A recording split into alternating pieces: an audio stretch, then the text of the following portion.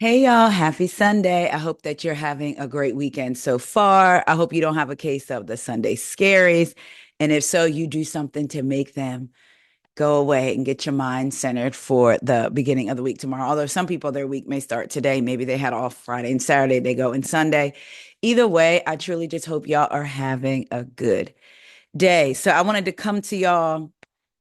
I was supposed to be working today. Then I kind of sort of decided to take off, kind of sort of didn't. I still don't quite know what I'm gonna do, but I was like, you know what? Let's put in work on what you love to do, right? Which is the YouTube and all of that good stuff. I attended a memorial yesterday. I just feel like I'm attending so many funerals since in the last few months. But my girlfriend, she's girlfriend is too light of a word. Even sister seems like too light of a word. But basically, she's like my sister. Her daughter is my husband's goddaughter.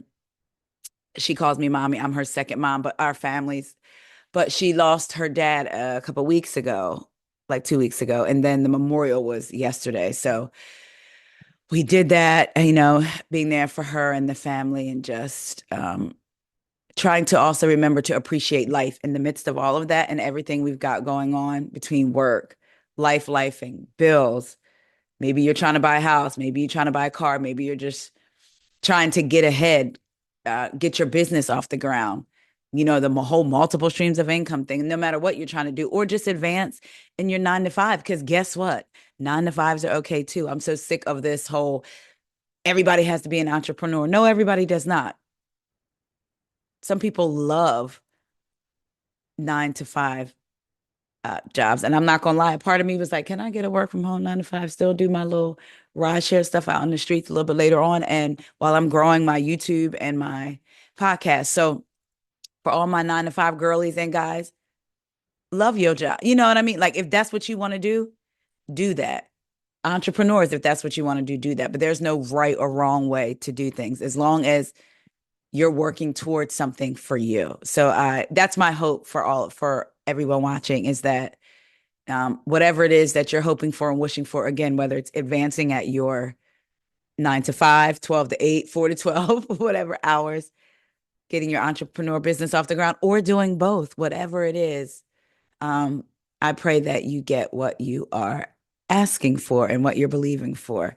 So we all going to stand in agreement with that. So I decided, well, I hadn't gone out yet to either go to the gym or go work. So I was like, let me do a video. So in light of, uh, actually, I'll get to that one later. First up, I know that y'all have seen, we've all seen it online. Miss Phaedra Parks has let us know that she has revived Married to Medicine. So again, I know y'all seen it, but let's see exactly, hold on a second, what she had to say, because I want to show y'all a few different things. So hold the line, please. All right, hold on. We'll just have to get halfway into it. All right.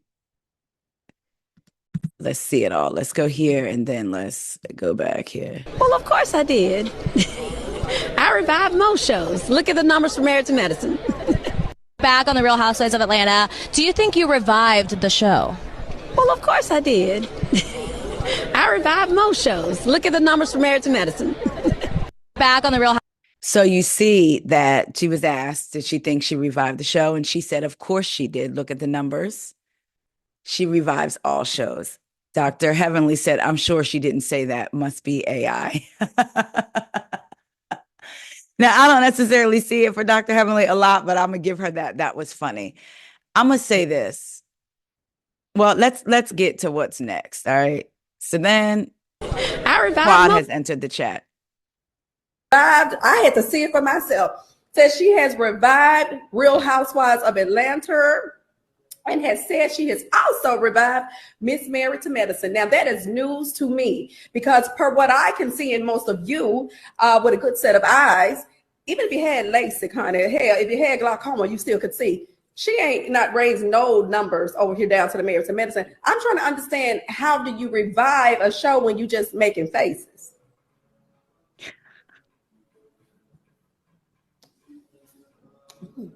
Oh, Jesus, take the wheel. How does that happen? If that is the case, then how about next season, season 12, we all just make faces and let's see how revived the show will be. You know what, quite honestly, I thought that was a kind of slap in the face, because I honestly think, and you tell me what you think, did we not help her? I mean, your words, she was benched for 5 years. Those were your words. Well, we didn't see her at all for 5 years. I mean, maybe sprinkles here and there, but not really much of anything. And if we're talking about, I would have to say she most certainly was resuscitated, as I helped to usher her in to Married to Medicine. Okay, and I think it's the other way around. I think she's quite confused. I don't know, maybe she's been dropped on the head or something. I don't know. But I think when we're talking about reviving, I think it's the other way around. See, she did not revive Married to Medicine. Married to Medicine revived her career. And I'm just saying, and I would like for her to pay homage to the girls. I'm just saying, just on some real shit. And publicly say that you are known for reviving shows, or you're reviving shows. When you didn't offer that, we didn't get that. Like, it was crickets when it came down to her. I mean, but she did good on Traders, from what I heard. I didn't see it, but well, I mean, that's a great platform for her. She was being true to who she is, a trader. Child. Okay, all right. Come see me. I'm saying come see me, because I'm not the ones that you know, people be running around here like, oh, she might come see me. Oh, you season 11. I think we saw you, baby. I saw you already, baby. You. Well, I'm not gonna give away the season, but you tickle me. I know David was mad at me because I laughed. What?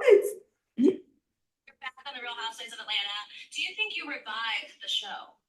Well, of course I did. She said she revived Housewives. Married to Medicine. And she said she revived Baby, Miss Phaedra said she has come in and revived. I had to see it for myself. That she has. All right, so then the video just plays over. Y'all, so listen, I'm going to say this. And I don't know. I was trying to look up to see if I can get the ratings before and after. And I was like, whatever. Maybe there was a slight ratings bump, right? I hope y'all can hear me. Maybe there was a slight ratings bump because people wanted to see Phaedra coming back. But was that sustained? I mean, that honestly, I can see, oh, okay, we had a slight bump in viewership from last season because people want to see what Phaedra's bringing, but that doesn't mean she revived the show. To me, the show, Married to Medicine, you know, people say some of their seasons have been mid. I've enjoyed every season, but it wasn't dead for it to need to be revived. So while you may have came on and there was a slight ratings increase to see what you were giving, or the people that wanted to see her back, oh, we haven't seen Phaedra in a while, so let's see what she's given. So yes, they may have come to tune in, but was it sustainable? Was the bump continued on through the season? Because although I think Phaedra can be funny in confessionals and give her little quips and one-liners here and there, I don't think she elevated or did anything different last season of Married to Medicine than the girls did. I mean, yes, we can give her that she did the whole funeral thing for Quad, and that caused that popped off conversation amongst the girls, right? But outside of that, it wasn't like she did a whole lot. And I believe she leaves this season. You know, a few videos back, we talked, and I had posted it on my Instagram at WeGo, WEIGO podcast. Funky Dineva during one of his lives talking about how he heard that Phaedra, that Apollo's new wife, had come to an event and was getting ready to fight Phaedra.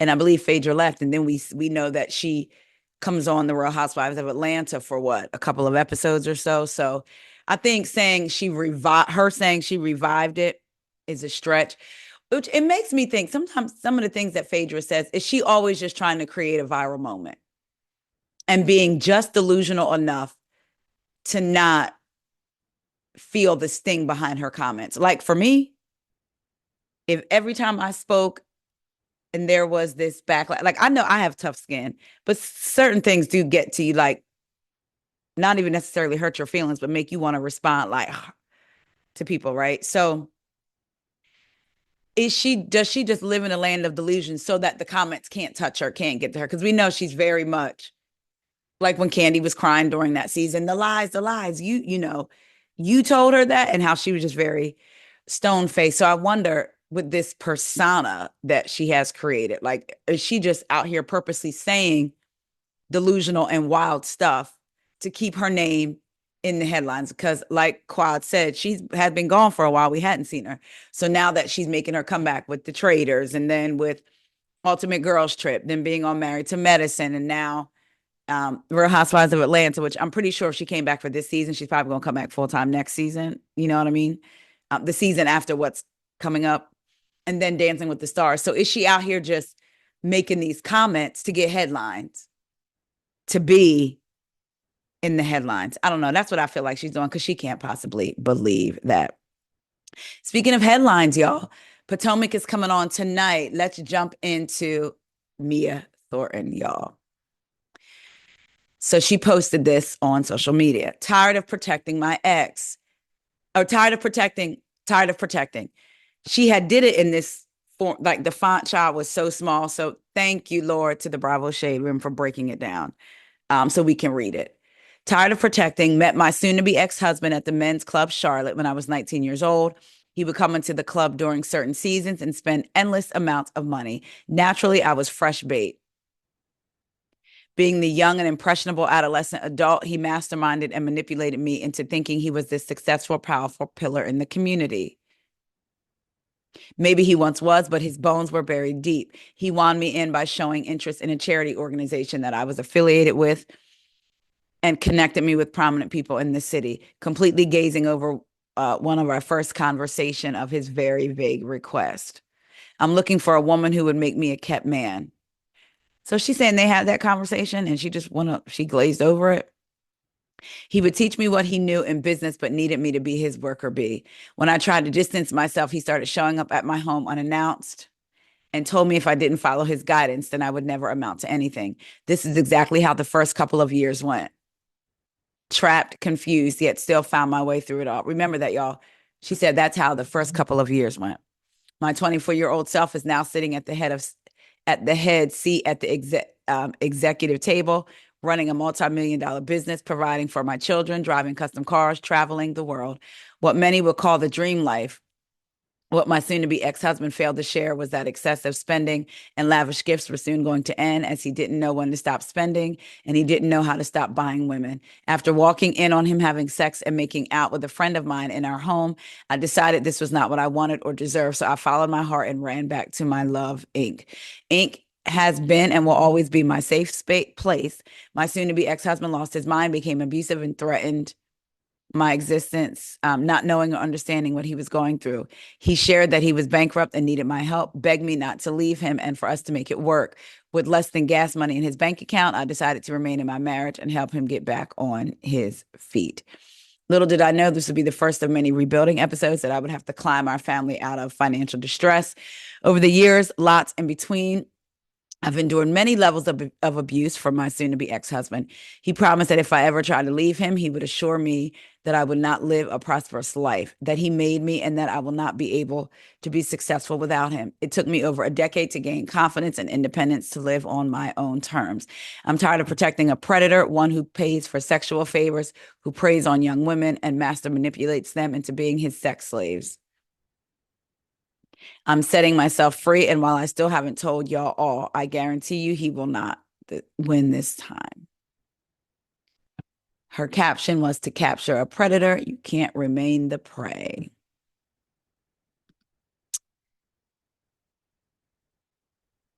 So I decided to walk on over to Carlos King's episode with Mia that he recently did on YouTube. She didn't say any of this in the interview, which is Carlos said last week he said he recorded the interview on Monday, this past Monday. And normally his interviews, I guess, go up on Tuesdays, but this one went up either Wednesday or Thursday. So he just recorded it with her. This comes out before the interview is released, or after the interview. Wait, before? No. Well, it came out, I guess, before it was released, but after she recorded. In the interview, she said she met Gordon when she was 19. She was living with Ink. They were in a relationship. Okay. She was 19, living with Ink in a relationship. Gordon would come in the club, spend money, money, money, money, money, bags, this, that, and the third, and on other women too, she said. She got him to co-sign for a car. She said he didn't buy her the car. He co-signed because neither her nor Ink had good credit. So he co-signed for the car and she didn't have to put any money down, but she paid the payments. And the way Ink found out was because the statement every month came to the house. And she was like, I mean, I can't get electronic statements. She didn't know. Statement came to the house with Gordon's name on it also. She said she never had sex with him, didn't do any of that. Carlos pressed her on that. She said it wasn't until, so he co-signed the car, came in, would trick off on her, whatever, other women, but she never did anything with him. They lost contact. And she did for 2 years, I believe she said. And then she got back together with him. Now, in between the time they lost contact and the time she got back together with him. So let's go by what she said, that she was 24, sitting at the head of executive tables. She said she met him at 19. This is what she said in the interview. 2 years, he tricked off or whatever. So what's that? 21. She got married, I guess had her oldest son, and got divorced in the time that her and Gordon were apart. So I'm wondering when he was showing up to the home, demanding that she basically get back together with him. Mind you, she was saying in the interview, she said they weren't together. Because I'm going to go back to something she said. She said,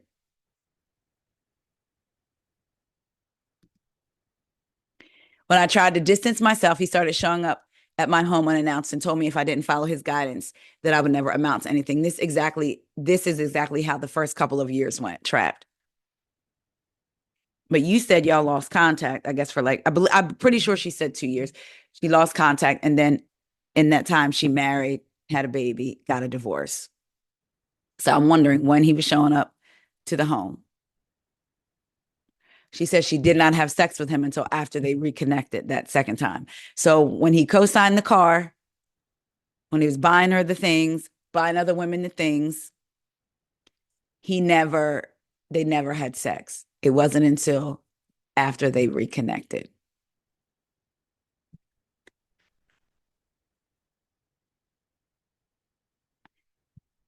When it comes to Ink, remember, for those of y'all who are watching Potomac, for those of y'all who are not, I will inform you that last season, or Mia's the season that Jacqueline was on, so was the first time, so maybe that was 2 seasons ago, and how she said that she had an ex-boyfriend. Mia said she had an ex-boyfriend, that the sex was so good she wanted Jacqueline to experience it.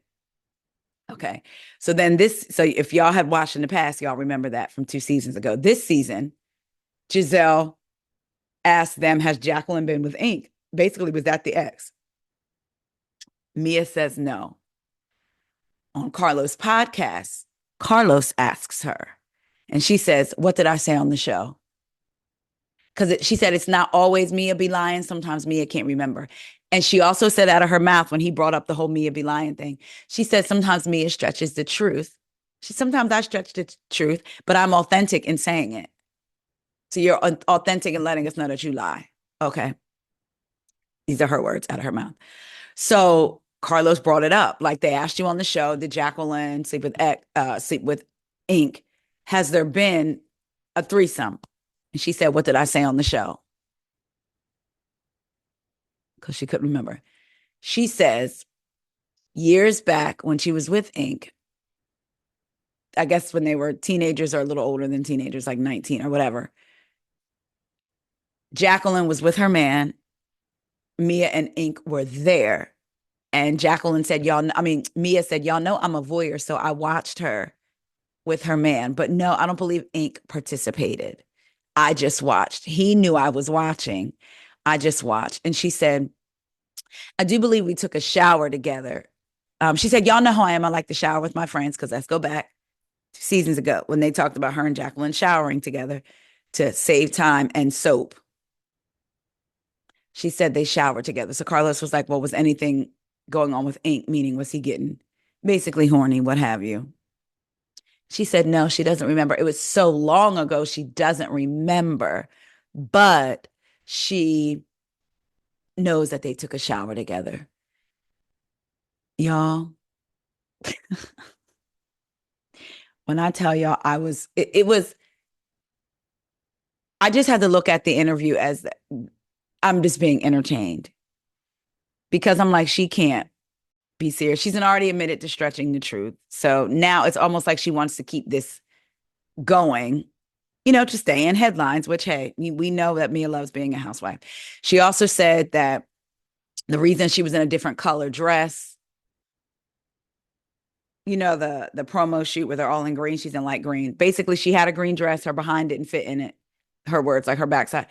She had some injections put in. She didn't, or something with her butt was enhanced. She didn't tell the seamstress, so she had to buy off the rack, which she doesn't normally do.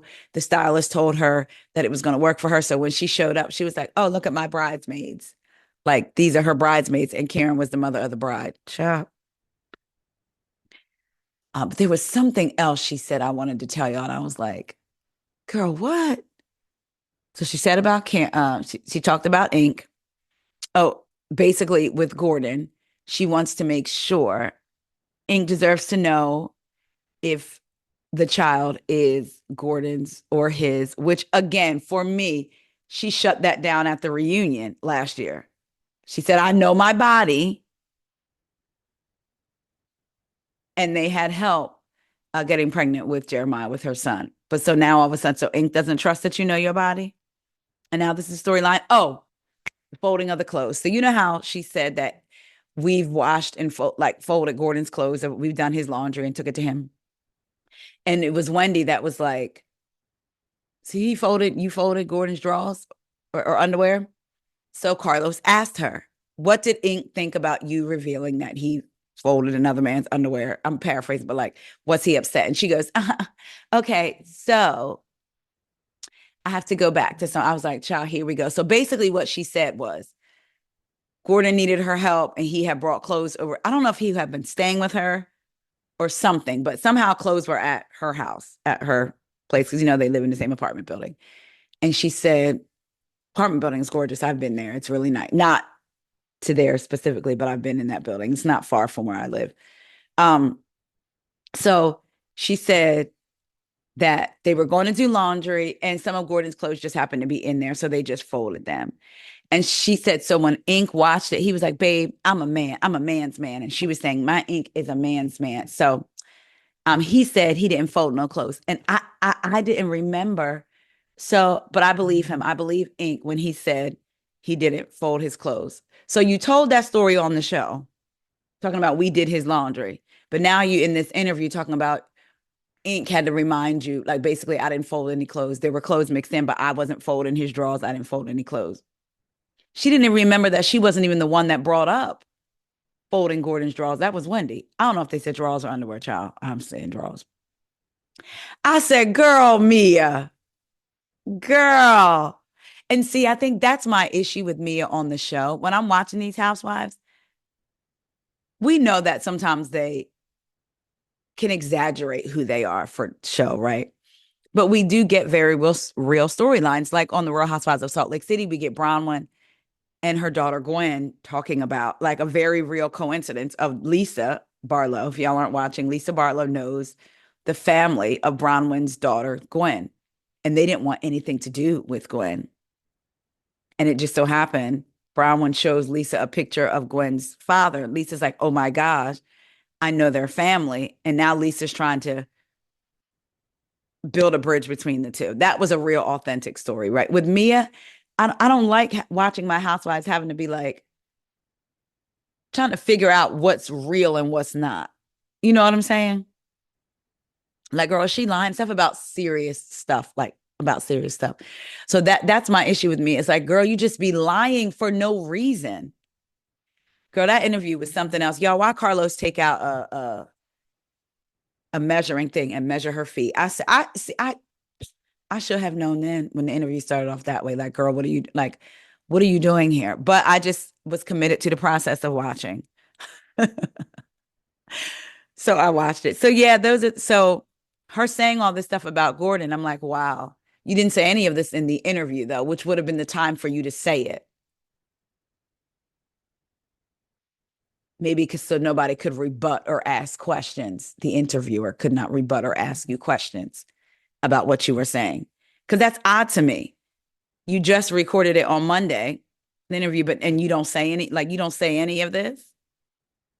Like, again, that was truly odd to me. So Mia, to me, in my opinion, was over there lying or stretching the truth. She also said that now she questions if Giselle is a real friend or not. She's like, that's one thing I'm with Candace on. Basically, Giselle waiting to bring up stuff on camera. Giselle made it like she was concerned about my kids. Because if y'all watched in the first episode, Giselle mentioned that Mia wasn't protecting her kids with the storyline. She was like, if she was so concerned about my kids when the cameras weren't rolling, she would have maybe come to the house. Hey, let's go get the kids some ice cream. I want to make sure the kids are okay. But she didn't do that. But when her father passed, I rounded up the girls and they got like a car or like a Sprinter van maybe and took Giselle. She said we were in Bethesda, Potomac, and took her out to dinner and tried to cheer her up. But she didn't try to do the same for me. So now I'm questioning. So now she's basically saying, I'm questioning if Giselle is my friend off camera. Girl, no. No. Boom, answered. But if y'all decide that y'all want to have a laugh and a session of Carlos child just all in this woman's behind because it was, oh, you're everything. You're beautiful. You're gorgeous. You're this. You're that. I love you so much. I love you. I love you.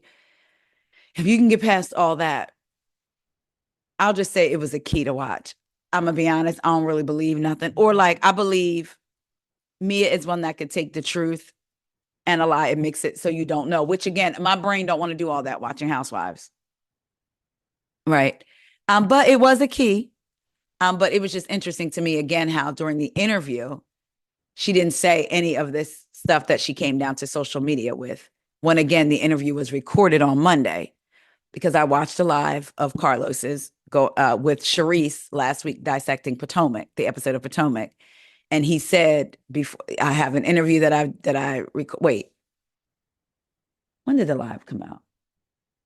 Whenever it was, he had already recorded the interview with Mia, but it wasn't going to drop until it was going to drop a day later than normal, which was this week. So she didn't say none of this that I just read y'all in the interview, but which I would think will be the time to say it. But I think it's because so that there could be no pushback or no questions. Here, she's free to just dump and then go on about her day. So this is a lot. I'm not saying she shouldn't speak her truth because if it happened to her, my God, she definitely should speak her truth. Also, at the same time, it's like, do you consider your children? And Jeremiah already has to now deal with the whole paternity story. And now you're on here saying all of this, calling my father a predator. So it's kind of hard because it's like, yeah, she should speak. I'm not even going to say her truth, the truth. If this is what happened, it's truth. Right. But at the same time, it's like, Mia is a lot. This is a lot to come down to social media with. I'm like, somebody said, why is she going this? Why is she going this? I guess doing this all of a sudden, she should have joined Love and Hip Hop. Somebody said, this is what Giselle and Karen were talking about. This is not protecting your kids. Somebody said, you met him at the strip club where you were wearing a gown, married him, and had children with this man. You dished about having threesomes, cheated on him, and yet you are the victim. Mia stays lying. Child. Somebody said, Mia be lying. Mia is still lying. Mia will never stop lying. So now this is an interesting take. Questioning the paternity on TV was not protective, but telling her story about her life with Gordon isn't wrong. Why can't people understand the power dynamic between a 19-year-old and a much older and seemingly wealthy married man is a recipe for abuse of power? Gordon has admitted to some seriously abusive behavior, true, and it doesn't take much to see how a man who cheated on his wife with a 19-year-old can be manipulative. Y'all really just hate women. I'm not even a huge fan of Mia, but it's evident there was abuse and manipulation well in play. Stalking, verbal abuse, indefinitely using money, holding hostage, painting a happy life when the S is diabolical behind the scenes. This isn't even new. It's textbook abuse, y'all. Come on. But I'm going to say this. In this, she says she met Gordon when she was 19. That could be truth, right? And then she goes into how their relationship was. She doesn't say what she said on Carlos's platform, that there was a 2-year hiatus. So it wasn't Gordon dealing with a 19-year-old girl in their relationship. If what she says is true, that her and Gordon never had sex during him tricking off on her and buying, I can't even say that because they weren't having sex, but if they weren't having sex or nothing like that, and he was just spending money and co-signing that car, and then they separated, meaning, well, she said they lost touch for 2 years. And in between that time, she got married, had a child, and divorced. She wasn't, yes, he was a much older man and manipulative. Don't get me wrong. Because 20 something, and then this man was what, 50 something? Yeah, that's. But you see how she tries to create a narrative. I met him when I was 19. And for all these years, he did all this to me. But in the interview, you said you met him at 19. He co-signed a car, bought you all this stuff. You didn't have sex with him until after y'all reconnected 2 years later. So I get what the gentleman is saying, but according to her in her interview, Gordon didn't have a relationship with a 19-year-old Mia or a 20-year-old Mia.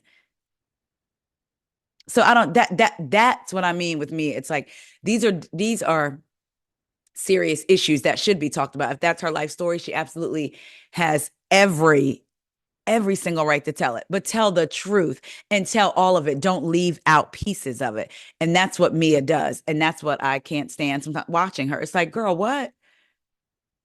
This is contradictory to what you just said out your mouth. Anyway, let me know what y'all think. Do y'all think Mia be lying? Again, I can agree that the abuse, because he's admitted to it too, happened. And some may say, well, it doesn't matter when it happened to her. It doesn't matter that she didn't, in this post, share that there was a gap in from the time they met to the time they actually got together. But she does paint a very different picture. And I do think all elements are important to the story. Y'all let me know what y'all think. Are y'all watching Potomac? I know some of y'all are not watching. I appreciate y'all watching the recaps. I really, really do. Thank you so much. Let me know what y'all think about that. Let me know what y'all think about Phaedra, honey. Did Phaedra revive? Oops. Did Phaedra revive Married to Medicine? Look at the numbers, y'all. What y'all think about Dr. Heavenly and Quad's response? Quad said, come see me. Come see me. I said, okay, come on, Quad. So I'm ready for this season of Married to Medicine. I'm wondering if they're going to wait and air it alongside of Atlanta. Like, you know how Potomac comes on Sundays, right? So are they going to, we're supposed to be getting what? Atlanta at the top of 2025. So they're going to put that on Sunday. Will Potomac be the lead in to Atlanta, and then Atlanta the lead in to Married to Medicine? That's what I'm wondering. Because remember, boy, y'all, I've said it before. Remember when we was in the black on Sundays? Atlanta was good. We had Potomac when it was firing off. Atlanta, Married to Medicine. Oh, we need to get back to those days. All right, y'all. I love y'all so much. Again, let me know what y'all think about Phaedra. Are y'all looking forward to Atlanta? I know I keep asking y'all, but sometimes more information comes out and you're like, okay, maybe I'm looking a little more forward to it. Let me know what y'all think about Phaedra and Heavenly's response. Let me know what y'all think about Mia and y'all. I know, again, some of y'all aren't watching Potomac, child, but I think Ashley and Miss Stacy and Jassy, child, I think they're going to pick up where Candace left off and be on Ashley's behind, because Candace was the only one that could give it to Ashley and shut her down. Because y'all remember Ashley used to terrorize them women. Remember when Ashley was so bad, y'all, that Karen told her to have a baby because maybe it would slow her down? Child, I think they about to give it to Miss Ashley, honey. So y'all let me know what y'all think. I love y'all so much. I'm going to go on and do my workout, and I'm going to try to come back to y'all later with a video and get my Orange County recap done for y'all, and then prepare for Potomac so I can get that out to y'all. I'm following. I love y'all so much. I'll talk to y'all later. See ya.